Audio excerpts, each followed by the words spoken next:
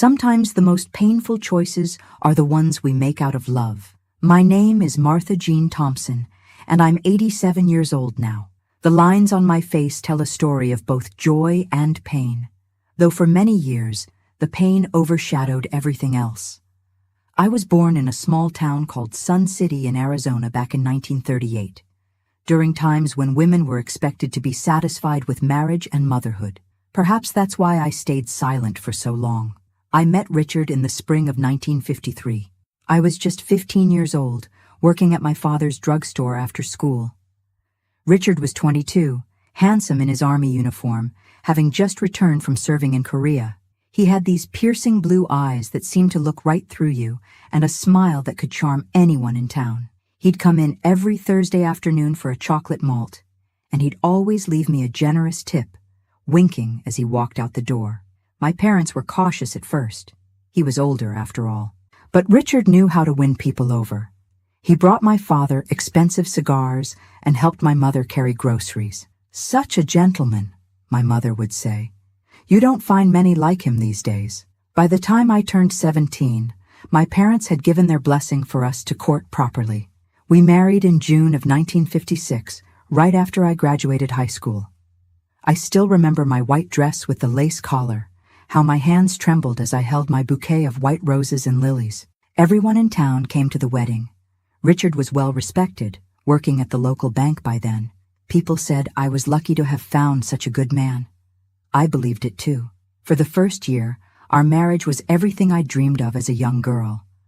Richard bought us a small house on the outskirts of town, with a front porch where I'd sit in the evenings, watching the sunset paint the desert landscape in shades of orange and purple. We'd talk about having children, about the life we'd build together in this community.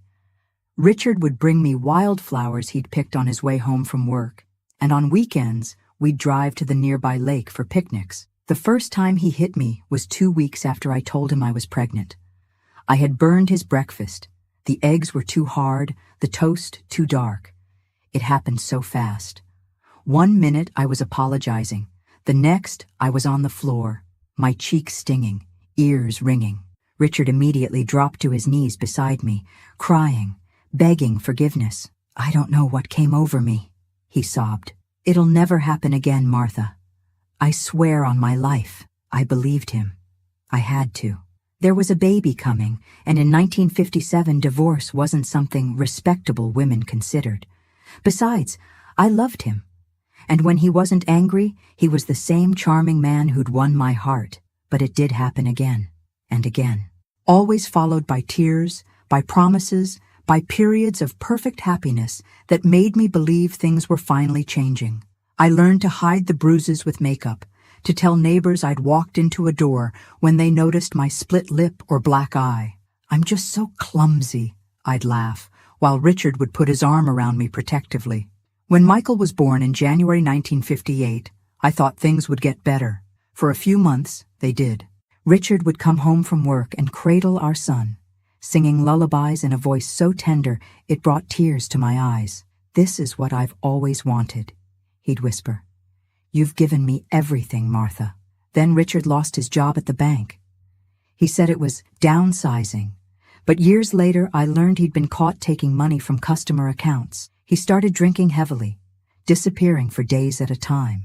When he came home, the slightest thing would set him off.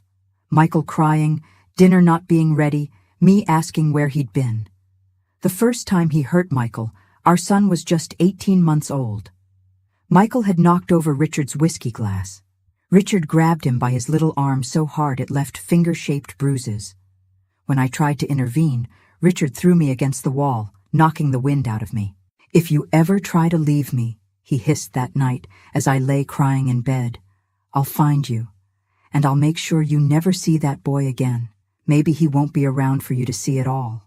I knew he meant it, the way his eyes looked when he said it, cold like a snake's. I knew it wasn't just the alcohol talking. For 3 more years, I endured it.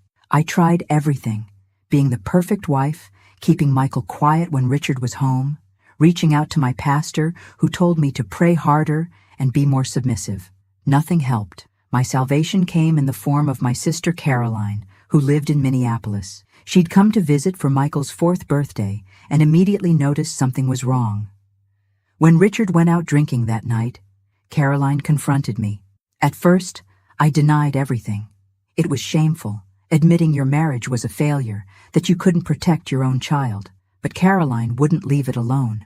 She showed me the way Michael flinched whenever a door slammed, how he went quiet when Richard's name was mentioned. "This isn't just about you anymore, Martha," she said.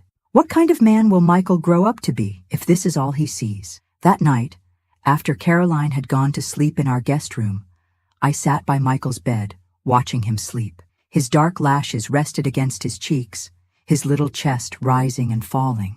A bruise was still visible on his forearm from where Richard had grabbed him 3 days earlier. In that moment, I knew what I had to do.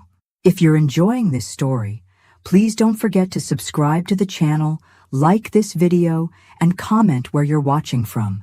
Your support means the world to me. The next morning, while Richard was at his new construction job, I told Caroline my plan. She thought I was crazy at first. "You're going to do what?" she'd asked, her coffee cup stopping halfway to her lips. "I'm sending Michael with you to Minneapolis," I repeated. "I'll tell Richard he's just visiting, that he'll be back in a few weeks. By then, I'll have figured out how to get away safely." "Martha, this is insane. Come with us now, both of you." I shook my head. "You don't understand. If we both disappear, he'll never stop hunting us. He has friends in the police department. He'll say I kidnapped his son. But if I stay, if I can convince him that I've accepted things, I can plan properly. Save money. Find somewhere he'd never think to look." Caroline argued, but eventually understood. The desert had taught me patience. Sometimes to survive, you have to play the long game. We packed a small suitcase for Michael, telling him he was going on a special vacation with his aunt. I put his favorite teddy bear on top, along with a photo of me. The hardest part was keeping my tears from him as I hugged him goodbye. "When are you coming, Mommy?" he asked, his small arms wrapped around my neck. "Soon, sweetheart," I promised. "Mommy has some important work to do here first. But I'll come for you. No matter what, I will come for you." That night, when Richard came home, I told him Caroline had taken Michael for a visit. As expected, he flew into a rage, throwing furniture, threatening to kill me. But when I didn't fight back, when I simply said, "He'll be back in 2 weeks," Caroline just wanted some time with her only nephew. Richard eventually calmed down. "2 weeks," he said, pointing his finger in my face. "Not a day longer."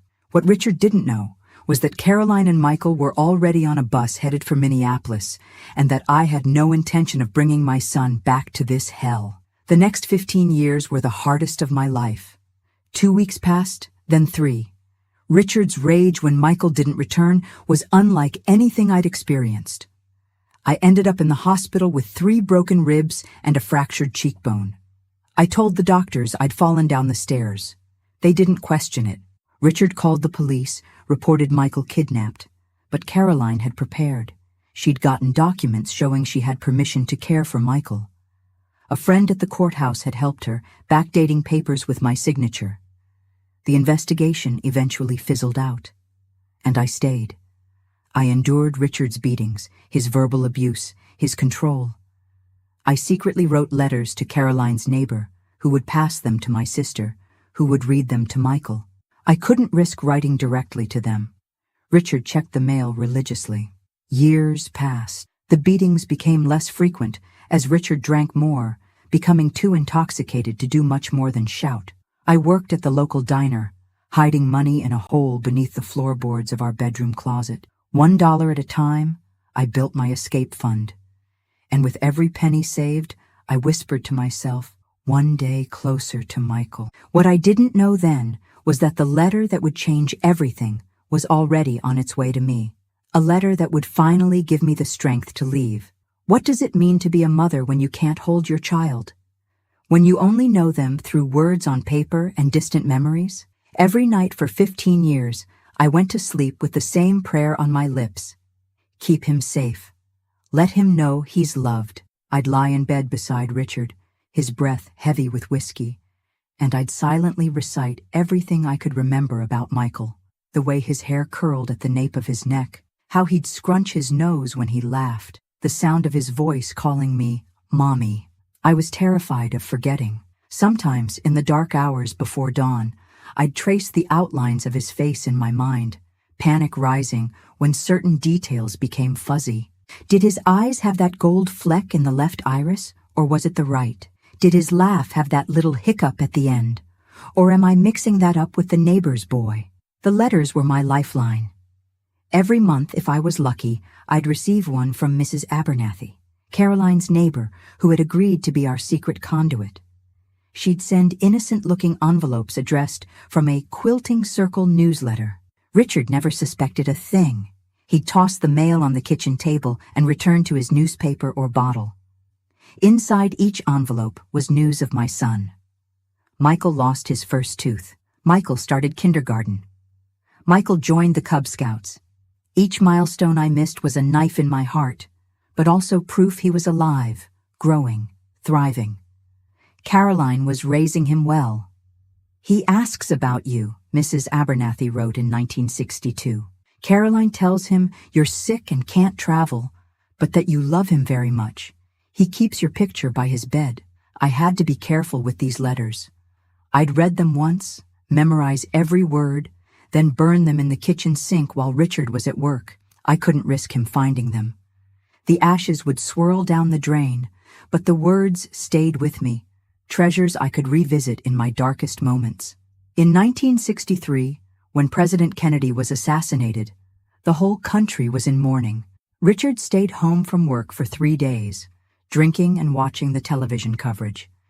He was particularly volatile during that time, the national tragedy somehow becoming personal to him. He smashed our television set when they showed Kennedy's funeral. I had to clean up the glass while he passed out on the couch. During those years, I aged decades. By 1965, at just 27, strangers often thought I was in my late 30s. The constant stress, the hypervigilance required to navigate life with Richard, the grief of separation from my child. They all etched themselves into my face, into my very bones. I worked at Rosie's Diner 6 days a week. Rosie herself was a tough old bird who didn't ask questions when I showed up with bruises.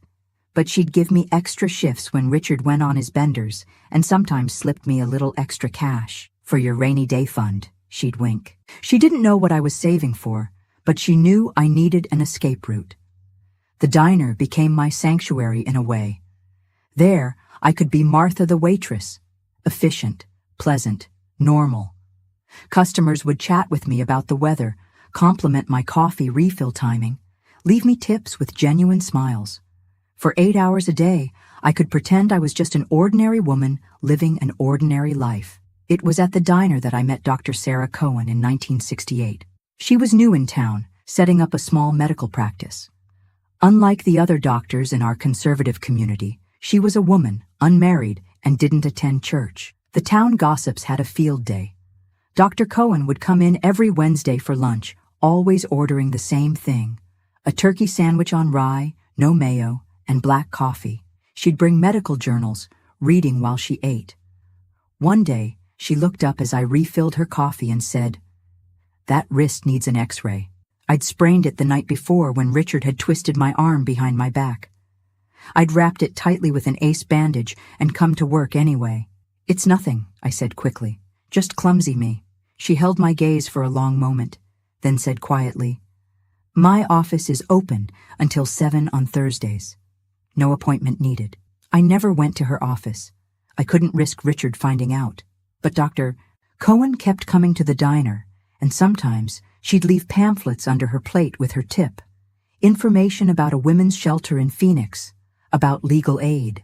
I'd quickly pocket them, heart racing, and read them in the bathroom during my break before destroying them. Through all this, Michael was growing up.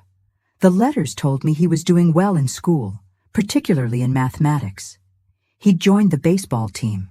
He had his first girlfriend at 13, a girl named Penny with red hair and freckles. Caroline made sure he got braces when he needed them, took him fishing on weekends, helped him with homework. "He's becoming quite the young man," Mrs. Abernathy wrote in 1970.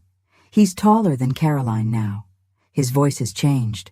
Caroline says sometimes when he's concentrating hard on something, he gets this little furrow between his eyebrows. Just like you. That letter made me sob so hard I had to run the shower to mask the sound. My baby wasn't a baby anymore. He was 16, almost a man, and I had missed it all. The hardest part was knowing he might hate me. What had Caroline told him as he got older? Did he understand why I'd sent him away but stayed behind myself? Or did he think I'd abandoned him? The thought tortured me. Richard's violence ebbed and flowed over the years. As the 1960s gave way to the 1970s, he drank more but hit less. He'd lost his construction job and now worked sporadically when someone was desperate enough to hire him. Our house, once the pride of my housekeeping efforts, deteriorated along with our marriage. The desert sun blistered the paint, the roof leaked, the yard became overgrown with scrubby desert plants. I kept working, kept saving. By 1973, I had nearly $3,000 hidden in that hole beneath the floorboards. A fortune by my standards, earned 1/4 tip at a time over 15 years. I was 45 years old, with gray streaking my once auburn hair and lines mapping my face. But the money represented freedom, and every time I added to it, I felt a spark of the young girl I once was, the one who dreamed of happiness. I had a plan. Michael would be turning 20 soon. Once he was grown, once he was safely established in his own life, I would leave. Richard wouldn't be able to hurt him anymore. I'd go somewhere far away, maybe Oregon or Washington, where I heard the trees grew so thick they blocked out the sun, where it rained enough to wash away the desert dust and memories. My 46th birthday passed without celebration in February 1974. Richard forgot, as he had for many years. Rosie gave me a cupcake with a single candle at the end of my shift. "Make a wish, honey," she said. I closed my eyes and wished the same thing I'd wished for 15 years, to hold my son again, just once. A week later, I came home from work to find Richard passed out on the couch, as usual. I quietly hung up my coat, slipped off my shoes, and checked the mail that had been pushed through the slot in our front door. Bills, advertisements, and a letter with unfamiliar handwriting. The return address made my heart stop. It was from Minneapolis, but not from Mrs. Abernathy. This letter was addressed directly to me, from Michael Thompson. My son had found me. With trembling hands, I slipped the letter into my pocket and went to the bathroom, the only place in our small house where I could count on a few minutes of privacy. I locked the door, turned on the faucet to mask any sound, and carefully opened the envelope. "Dear Mom," it began, and those two simple words nearly broke me. I had to press my hand against my mouth to keep from crying out. The letter that would change everything was now in my hands, and as I read my son's words for the first time in 15 years, I knew my life would never be the same again. Some letters are just ink on paper. Others rewrite your entire existence. I sat on the cold tile floor of our bathroom, my back against the peeling wallpaper, reading and rereading my son's words, until they blurred through my tears. "Dear Mom," the letter began. "Aunt Caroline thinks I shouldn't write this. She says it might put you in danger. But I'm 20 now, and I deserve to know the truth. I deserve to understand why my mother sent me away, but wouldn't come herself. I have questions that only you can answer." His handwriting was neat, precise, like watching a stranger's hands move across the page. This was my son, yet not the little boy I remembered. This was a man's writing, a man's thoughts. "I've known pieces of the story for years," he continued. "Aunt Caroline tried to protect me when I was younger, telling me you were sick, that you'd come when you could. But as I got older, I started asking harder questions. Last year, on my 19th birthday, she finally told me everything. About Richard, about the abuse, about the choice you made to save me while staying behind yourself. My chest ached as I pictured Caroline sitting my boy down, explaining the ugliness of the world, shattering whatever innocent ideas he might have had about his absent mother. "I was angry at first," Michael wrote. "Angry that you didn't fight harder, that you didn't come with me that day, that you chose to stay with a monster rather than be with your son. I couldn't understand what kind of mother would make that choice. Each word was a deserved blade between my ribs. All the letters you'd written over the years that Mrs. Abernathy passed along. She'd kept every single one. She showed me how you'd numbered them, just in case they arrived out of order. There were 172 letters, Mom. 172 pieces of your heart that you sent across the country to a son who couldn't write back. I pressed my hand against my mouth, stifling a sob. Caroline had kept them all? I'd imagined her reading them to Michael when he was small, then discarding them. The thought that she'd preserved this paper trail of my love overwhelmed me. I read them all in one weekend, Michael wrote. I learned how you worked double shifts to save money for an escape, how you celebrated my birthdays in secret, how you kept track of every milestone even though you weren't there to witness them. In one letter from 1965, you described how you'd walk by the school when children were at recess, just to hear the sound of kids my age playing. I remembered that letter. It had been a particularly dark time. Richard had broken my collarbone the week before, and the pain medication had made me melancholy, more vulnerable in my writing than usual. In your letters, I found the mother I never knew. The woman who sang, "You Are My Sunshine" to herself on my birthday each year. The woman who kept a pebble I'd given her when I was 3 in her work apron pocket, touching it like a talisman throughout the day. The woman who endured hell so that I wouldn't have to. A loud snore from the living room startled me. Richard was still passed out. But for how long? I needed to finish reading, to memorize every word before I had to destroy this precious connection to my son. I'm studying engineering at the University of Minnesota, Michael continued. I have a scholarship. Aunt Caroline says I get my brains from you, that you were always reading, always curious about how things worked. I have your eyes, she says, and your stubbornness. But I wouldn't know. I only have one photograph of you, the one you tucked into my teddy bear when I left. It's faded now, worn from handling. I tried to picture him, 20 years old, in college, studying complex equations and building the future. My beautiful boy, safe and educated, with opportunities I could never have given him here. Mom, I've waited long enough. I don't want to just read about your life anymore. I want to be part of it, and I want you to be part of mine. My heart thundered in my chest. What was he saying? So this isn't just a letter. It's a rescue mission. The next paragraph explained everything in precise detail. Dates, times, locations. Michael had planned my escape. He and Caroline had been working on it for months. They'd rented an apartment in Seattle, where Caroline's sister lived. They'd secured me a job interview at a bookstore owned by a friend of the family. They'd even consulted with a lawyer about how to protect me legally if Richard came looking. We'll be in Phoenix on April 17th, he wrote. We've booked 2 rooms at the Holiday Inn on Central Avenue. I'll wait there while Aunt Caroline comes to get you. All you need to do is be ready. Pack only what you can carry in one bag. Leave while he's at work or asleep. Take a bus to Phoenix, we've enclosed the fare, and call this number from the station. Paper-clipped to the letter was $30 and a business card with a phone number written on the back. If April 17 doesn't work, we'll wait. A day, a week, a month. However long it takes. But please, Mom, don't make it another 15 years. I've lived most of my life without you. I don't want to miss any more. The letter ended simply. I love you. I forgive you. Come home to me. Your son, Michael. I folded the letter with trembling hands, pressing it to my heart. April 17th. That was just 3 weeks away. After 15 years of planning and saving and surviving, my salvation had a date on the calendar. But could I do it? Richard had been increasingly unpredictable lately. His drinking had worsened, and he'd developed a paranoia that hadn't been there before. He'd accused me of having affairs, of stealing his money, of poisoning his food. Just last week, he'd grabbed my arm hard enough to leave finger-shaped bruises when he thought I was taking too long at the grocery store. What if he caught me trying to leave? What if he followed me to Phoenix? What if he found Michael? The familiar fear began to crawl up my spine. The same fear that had kept me trapped for so long. It would be safer to stay. Safer for Michael if I remained Richard's prisoner.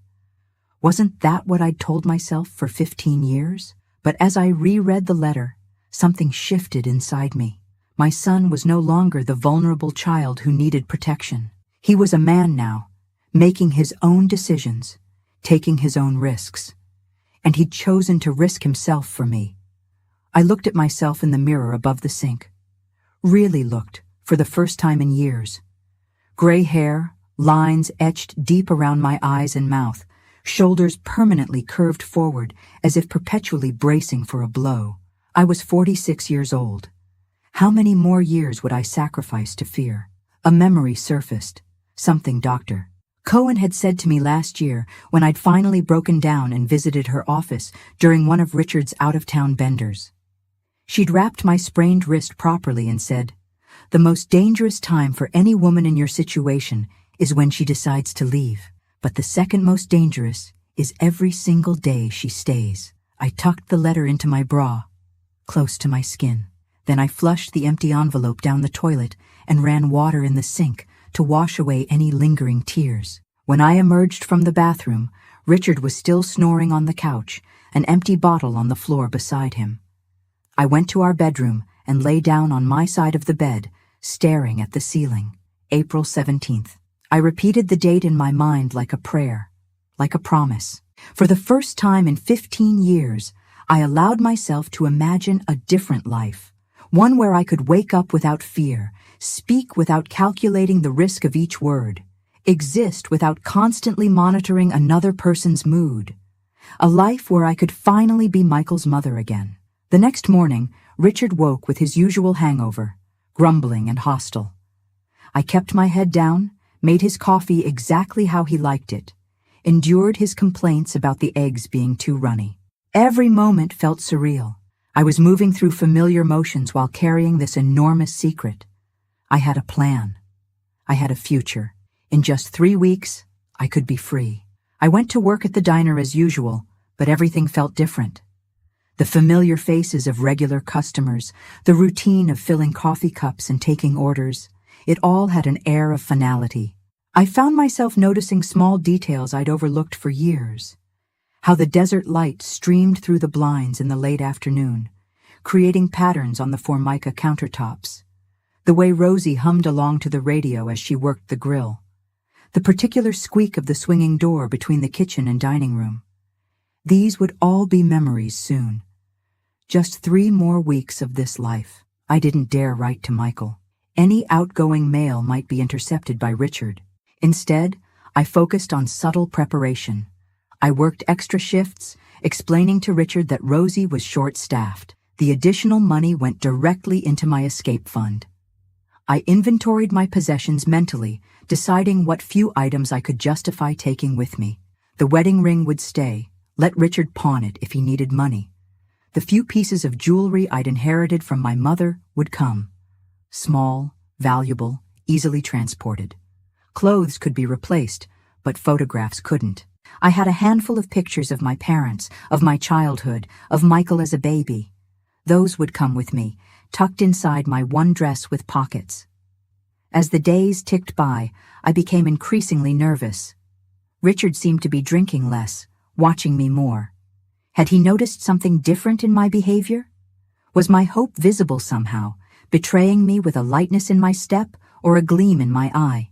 One evening, about a week before my planned escape, he cornered me in the kitchen. "You've been acting strange," he said, his breath hot on my face. "Got something you want to tell me, Martha?" My heart pounded so loudly I was sure he could hear it.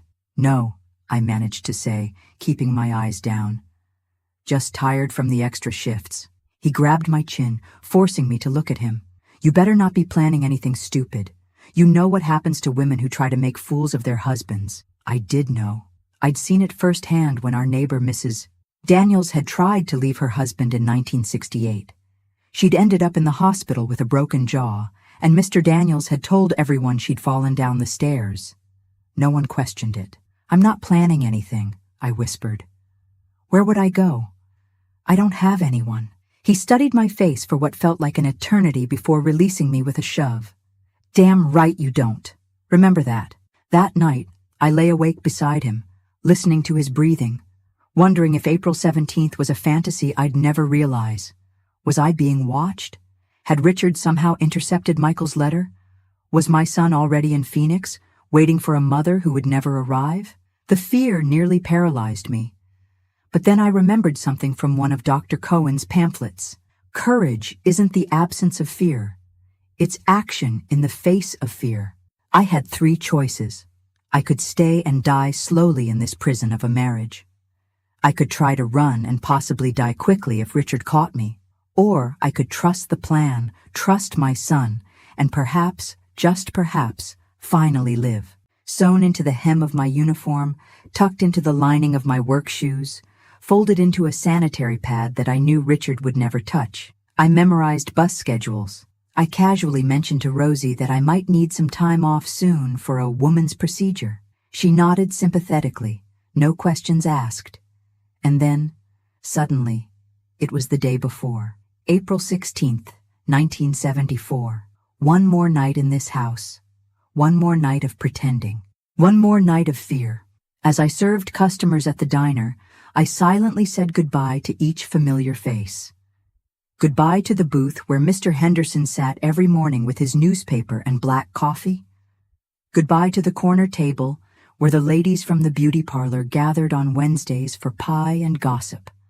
Goodbye to Rosie, who had been the closest thing to a friend I'd had in 15 years. I didn't dare tell anyone I was leaving. The fewer people who knew, the safer Michael would be.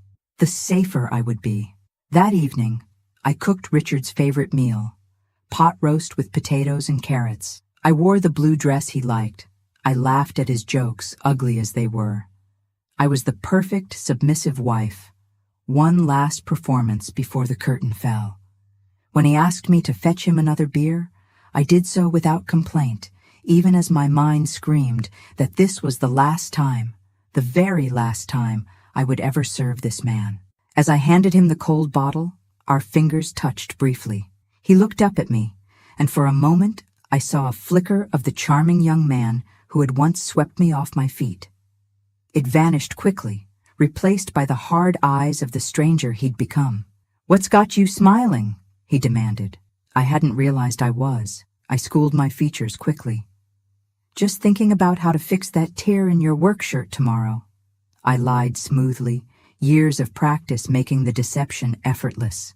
He grunted, apparently satisfied, and turned his attention back to the television. Later, as I washed the dishes, I looked out the kitchen window at the desert night. The stars were impossibly bright against the black sky. Somewhere out there, my son was waiting for me.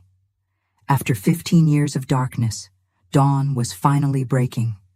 Tomorrow, the letter that had changed everything would fulfill its promise. Tomorrow, I would finally be free. There are moments when time seems to stop, when past and future collapse into a single heartbeat of possibility.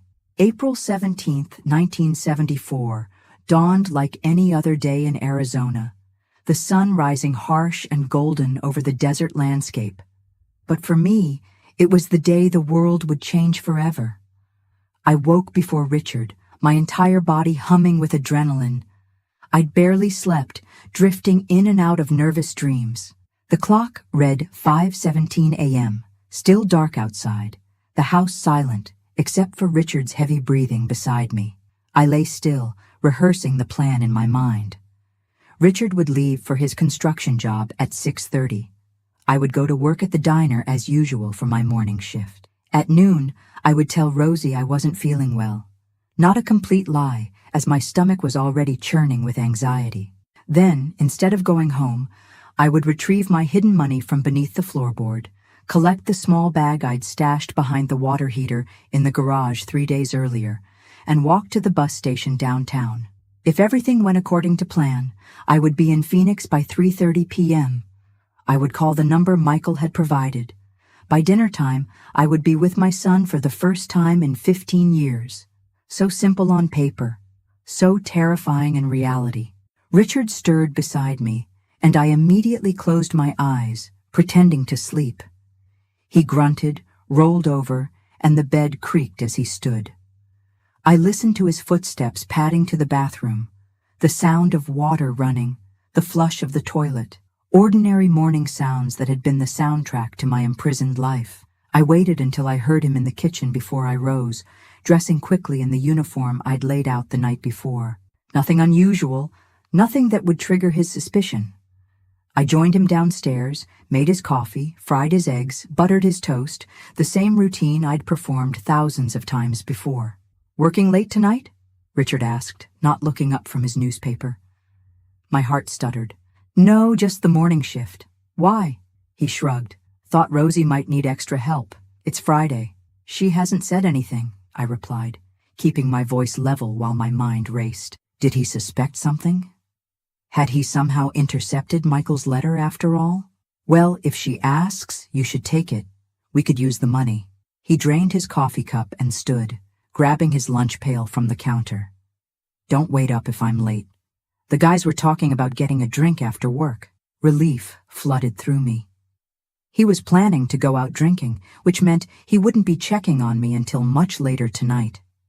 By then, I would be long gone. "Have a good day," I said, the same words I'd said every morning for nearly 2 decades. He grunted in response and left without a backward glance. The front door slammed, and I heard his truck engine rumble to life, then fade as he drove away. I stood in the kitchen, suddenly overwhelmed by the enormity of what I was about to do. My legs felt weak, and I gripped the edge of the counter to steady myself. Was I really going to leave? After all these years of planning and dreaming and saving, was I brave enough to actually walk out that door and never return? Michael's letter was still tucked inside my bra, close to my heart. I took it out and reread it one more time, drawing strength from his words. "I love you. I forgive you. Come home to me." I folded it carefully and returned it to its hiding place. Then I washed the breakfast dishes, wiped down the counters, and straightened the living room. One last act of the dutiful wife I would never be again. My shift at the diner passed in a blur. I moved on autopilot, pouring coffee, taking orders, making small talk with the regulars. Every time the bell above the door jingled, I jumped, half expecting to see Richard storming in, somehow aware of my plan. But it was never him, just customers coming and going on an ordinary Friday. At precisely noon, I approached Rosie at the grill. "I'm not feeling well," I said, pressing a hand to my stomach. "Would it be all right if I left early?" Rosie squinted at me, her lined face concerned. "You do look pale, honey. Go on home and rest." "Thank you," I said, and on impulse, I reached out and squeezed her weathered hand. For everything, something in my tone must have alerted her. She studied my face intently. "Martha, is everything okay?" For a moment, I was tempted to tell her everything. About Michael, about my escape plan, about the new life waiting for me in Seattle. But the fewer people who knew, the safer we all would be. "Everything's fine," I assured her. "Just a stomach bug, I think." She didn't look convinced, but she nodded. "Take care of yourself, you hear?" I changed out of my uniform in the employee bathroom, putting on the plain dress and cardigan I'd brought with me. Nothing distinctive, nothing memorable. Just another middle-aged woman going about her business. Instead of turning left toward home when I left the diner, I turned right, heading downtown. My heart pounded so loudly I was sure everyone could hear it. Each step took me farther from my past and closer to my future. And with each step, I expected to feel a hand on my shoulder, to hear Richard's voice demanding to know where I thought I was going. But no one stopped me. No one even gave me a second glance. The Arizona sun beat down mercilessly as I walked the 10 blocks to our house. The neighborhood was quiet, most people at work or staying inside to escape the heat. I slipped around to the back of the house, using the key hidden under the flower pot to let myself in through the kitchen door. The house was silent, empty.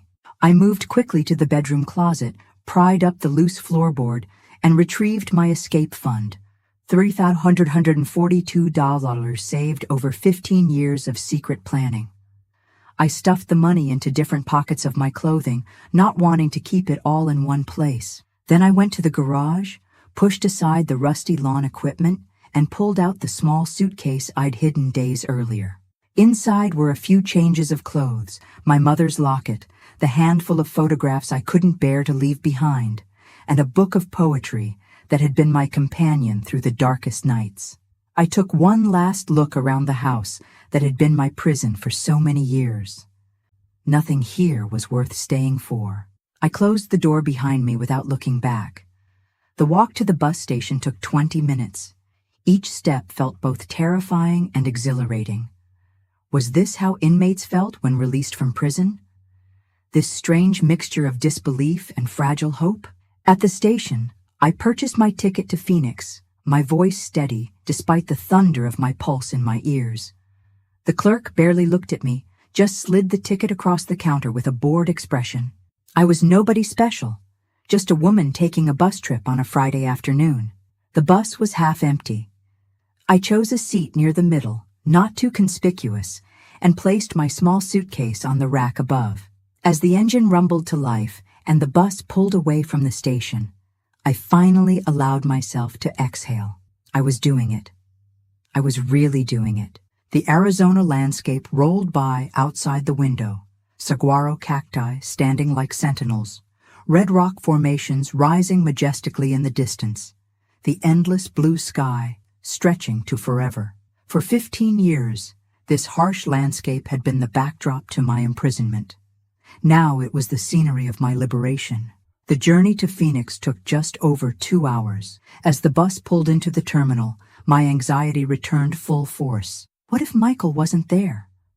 What if this had all been some cruel joke or terrible mistake? With trembling hands, I collected my suitcase and stepped off the bus into the busy Phoenix terminal. Following the instructions in Michael's letter, I found a payphone and dialed the number with fingers that didn't seem to belong to me. It rang once, twice, 3 times. My throat closed with panic. Then a woman's voice. "Hello, Caroline?" My voice cracked on her name. A sharp intake of breath on the other end. "Martha, is that you?" "Yes," I whispered. "I'm here. I'm in Phoenix." Her voice shifted, became brisk, efficient. "Stay exactly where you are. I'll be there in 15 minutes. I'm driving a blue Ford Mustang." The line went dead, and I stood clutching the receiver, my knees weak with relief and terror. 15 minutes.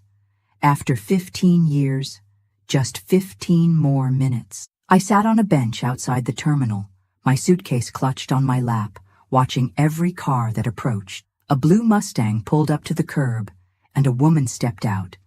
Tall, with auburn hair streaked with silver. Caroline.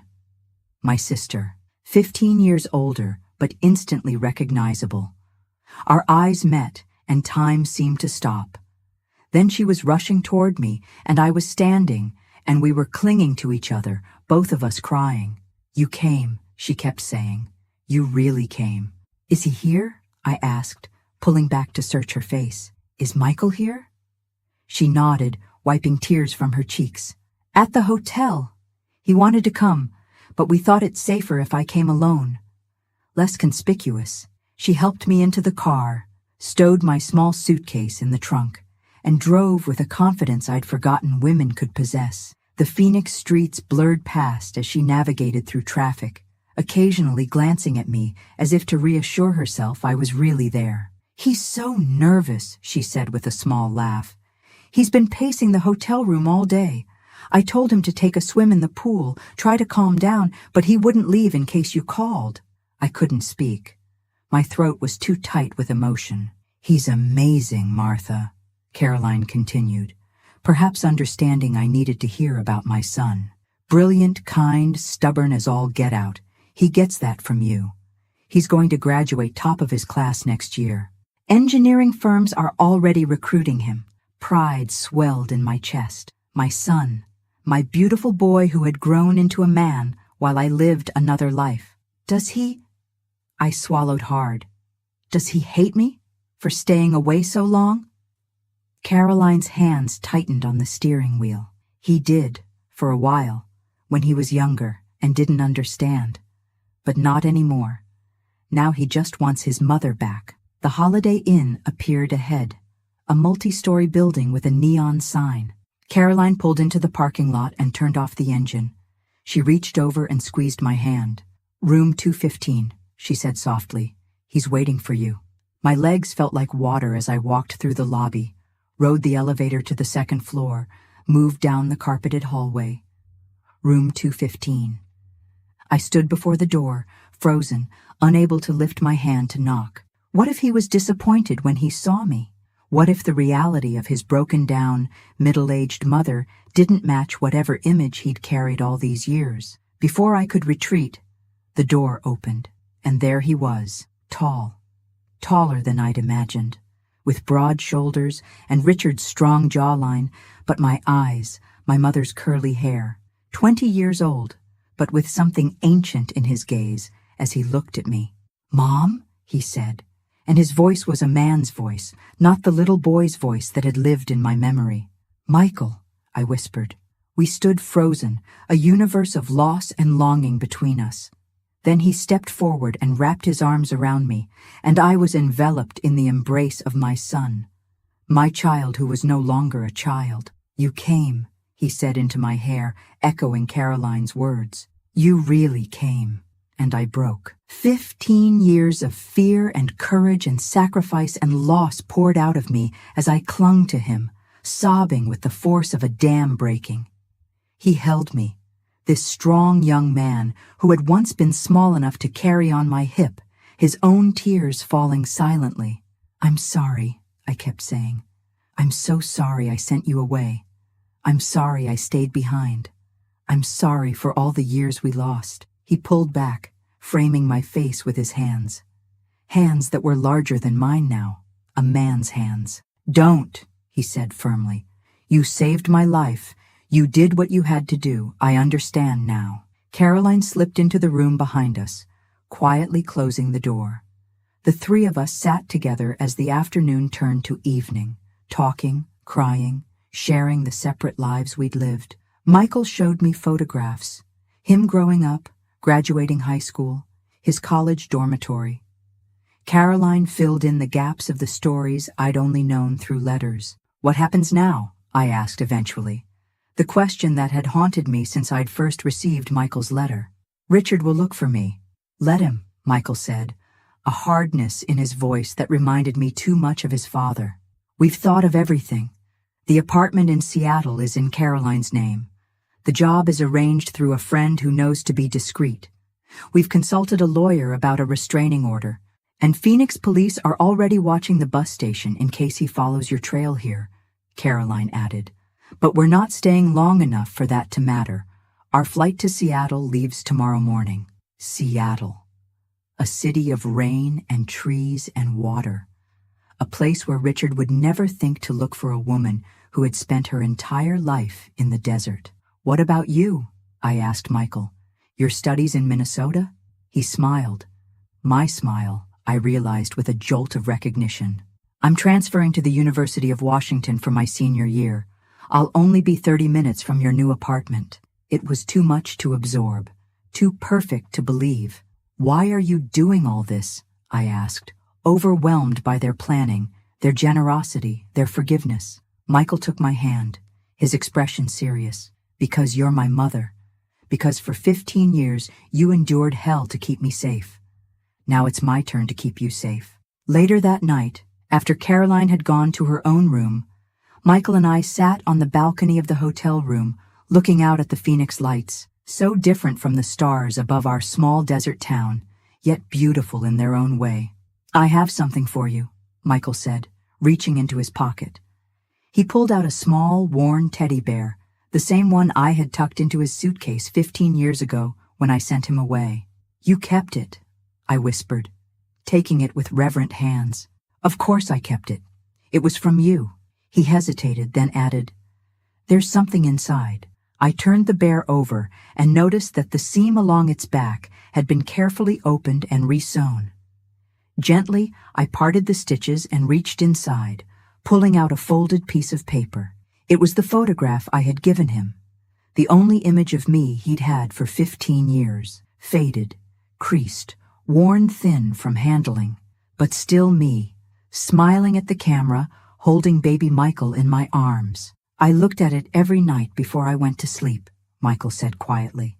"I was afraid I'd forget your face." I couldn't speak through my tears. "You don't need to put it back," Michael said, covering my hands with his. "You're here now, the real thing." That night, I slept better than I had in 15 years, knowing my son was safe in the next bed, knowing that tomorrow would bring a new life far from Richard's reach. For the first time since I was a young girl, I allowed myself to dream of a future. Morning came, bright and full of promise. As we checked out of the hotel, headed to the airport, boarded the plane to Seattle, I kept expecting something to go wrong. For Richard to appear, for police to stop us, for this beautiful dream to shatter. But nothing went wrong. The plane took off, Arizona falling away beneath us, the vast landscape of my imprisonment shrinking to a distant patchwork of desert and mountains. "Look," Michael said, pointing out the window as we flew north. "It's raining up ahead." I peered past him to see dark clouds in the distance, the shimmer of rainfall beneath them. Rain, something I'd almost forgotten in the arid Southwest. Rain to wash away the dust, to nourish new growth, to begin again. As our plane descended through those clouds toward Seattle, toward my new life, I thought about the letter that had changed everything. How words on paper had finally given me the courage to leave, to reclaim myself, to become a mother again after 15 years of empty arms. I reached for Michael's hand, marveling at how it engulfed mine now, at how our roles had somehow reversed. He the protector, I the protected. But there was comfort in that reversal, a rightness to it. I had kept him safe when he was small and vulnerable. Now he would help keep me safe while I learned to be strong again. "Welcome home, Mom," he said, as the wheels touched down on the rainy Seattle runway. Home, not a place, but a person. My son, the child I had sent away to save, the man who had returned to save me. At 46, most women weren't starting over. Most weren't rebuilding a relationship with an adult child they barely knew. Most weren't learning how to live without fear for the first time in decades. But then, most women hadn't made the choice I had made all those years ago. The impossible choice between staying with my child and keeping him safe. Most women hadn't lived with the consequences of that choice for 15 long years. As we stepped out of the airport into the gentle Seattle rain, I turned my face upward, letting the droplets mingle with my tears. Water to wash away the desert dust, to cleanse the past, to baptize me into this new life. Michael put his arm around my shoulders, sheltering me from the rain with his jacket. "Are you ready?" he asked. I looked up at my son, my beautiful, grown son who had never stopped loving me, never stopped searching for me, never given up on me even when I had almost given up on myself. "Yes," I said, my voice strong and clear. "I'm ready." And together, we stepped into the future that love had made possible, that courage had earned, that forgiveness had blessed. Together, at last, we walked home. Thank you for watching this true story to the end. If this journey touched your heart, please subscribe to hear more stories from grandmothers like Martha. Don't forget to like this video and share it with someone who needs to hear a message of hope and courage.